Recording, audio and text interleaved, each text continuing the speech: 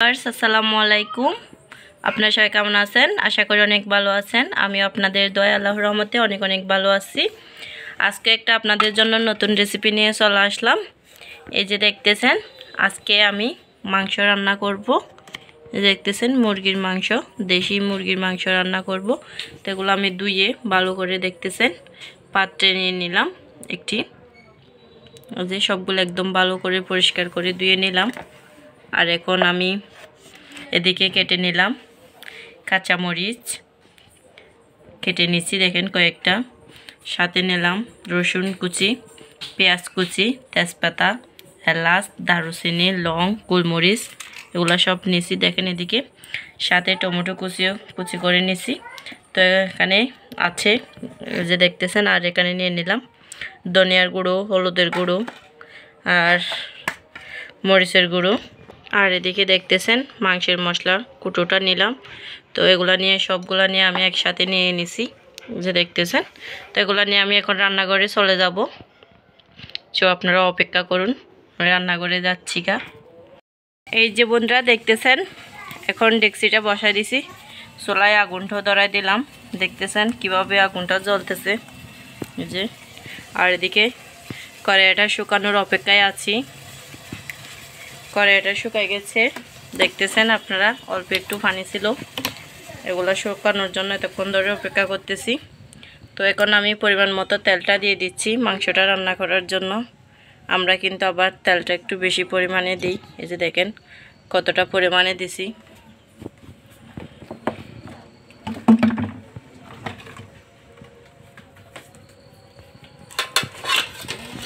আর এদিকে এগুলা সবগুলো নিয়ে আসছি আমি তেলে দেওয়ার জন্য। আর এখন অপেক্ষা করতেছি তেলটা গরম হয়েছে কিনা সেটা দেখার জন্য। এই যে বন্ধুরা এখন দেখতেছি তেলটা গরম হয়ে গেছে। তো আমি পেঁয়াজ কুচিটা দিয়ে দিলাম, সাথে রসুন কুচিটা দিলাম।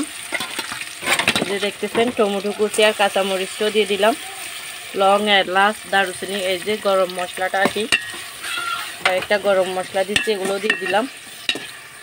আর এখন একটু সবগুলা মিক্স করে নিচ্ছি আর কি।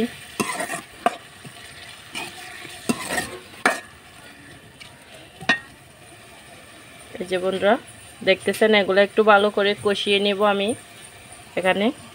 যে বন্ধুরা দেখতেছেন এদিকে আমি এগুলা কষানো হয়েছে কিনা দেখতেছি। আর এদিকে এগুলা কষিয়ে যাওয়ার জন্য অপেক্ষা করতেছি। তো সাথে আমি এদিকে হলুদের গুঁড়া নিয়ে নিচ্ছি। প্রথমে 1 চামচ পরিমাণ মতো নিছি, এই যে হাফ চামচ। আর এখন দিব শুকনো মরিচের গুঁড়ো, এই যে 1 চামচ দিলাম। আর এখন হাফ চামচ। আর এখন দিয়ে দিচ্ছি মাংসের মশলাটা, এই যে মাংসের মশলাটা দিয়ে দিলাম। এদিকে মাংসের মশলাটাও দিয়ে দিচ্ছি। তা এখন ধনিয়ার গুঁড়ো দিব 1 চামচ পরিমাণ মতো, যে এদিকে আর 1 চামচ দিচ্ছি ধনিয়ার গুঁড়োটা।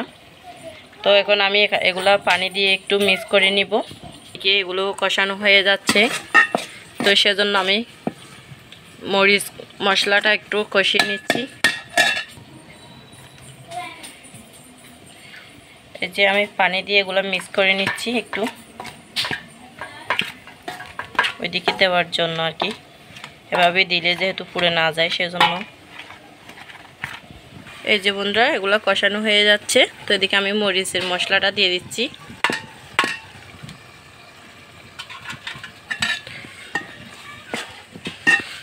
তো এগুলো আমি সবগুলো একসাথে মিক্স করে নিচ্ছি আর কি।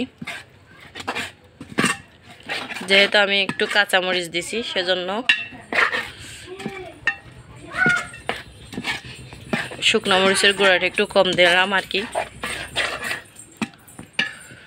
এই যে কালারটা কীরকম হলো দেখেন।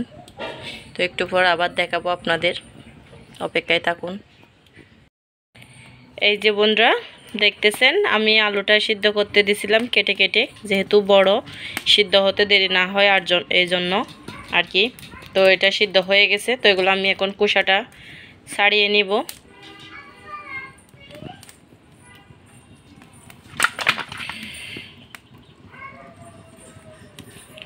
আর এই যে এদিকে দেখতেছেন মাংসটা এদিকে ঢেলে নিচ্ছি, আমি ভালো করে পরিষ্কার করে ধুয়ে নিয়ে আসছি রান্না করে।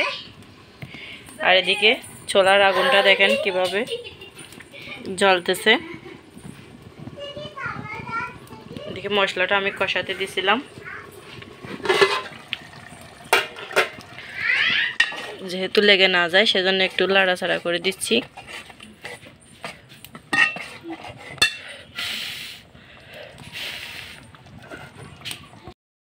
এই যে বন্ধুরা দেখতেছেন নারকেল ছোটো ছোটো করে কেটে নিচ্ছি কয়েকটা, বেশি না। তো এগুলো দিয়ে দিব রান্না করার সময়। জি এই যে বন্ধুরা দেখতেছেন আমার মশলাটা কষানো হয়ে গেছে রান্নার।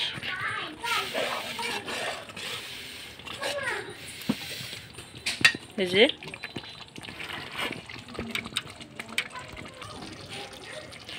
এখন আমি মাংসটা দিয়ে দিব।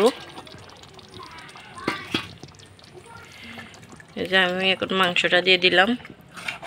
তো এখন একটু আবার মাংসটা কষিয়ে নিব।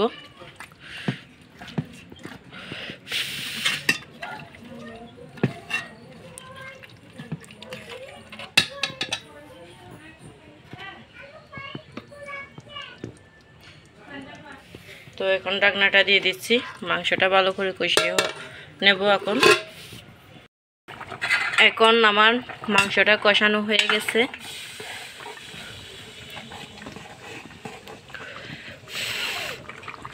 এই যে দেখতেছেন মাংসটা কষানো হয়ে গেছে।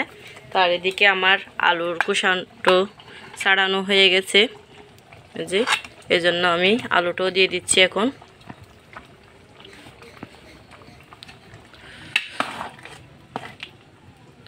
তো আলুটা দিয়ে একটু লাড়াচাড়া করে দিচ্ছি, আলুর দিয়ে একটু কষিয়ে নেব, এখানে আর জল দেব না।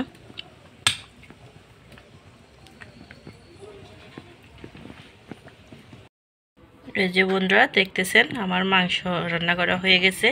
তো এখন আমি ধনিয়া পাতাটা দিয়ে দিব। এই যে বন্ধুরা দেখতেছেন আমার মাংস রান্না করাটা হয়ে গেছে, একদম রসালোভাবে রান্না করছি। তো এখন এর উপরে ধনিয়া পাতাটা দিয়ে দিব।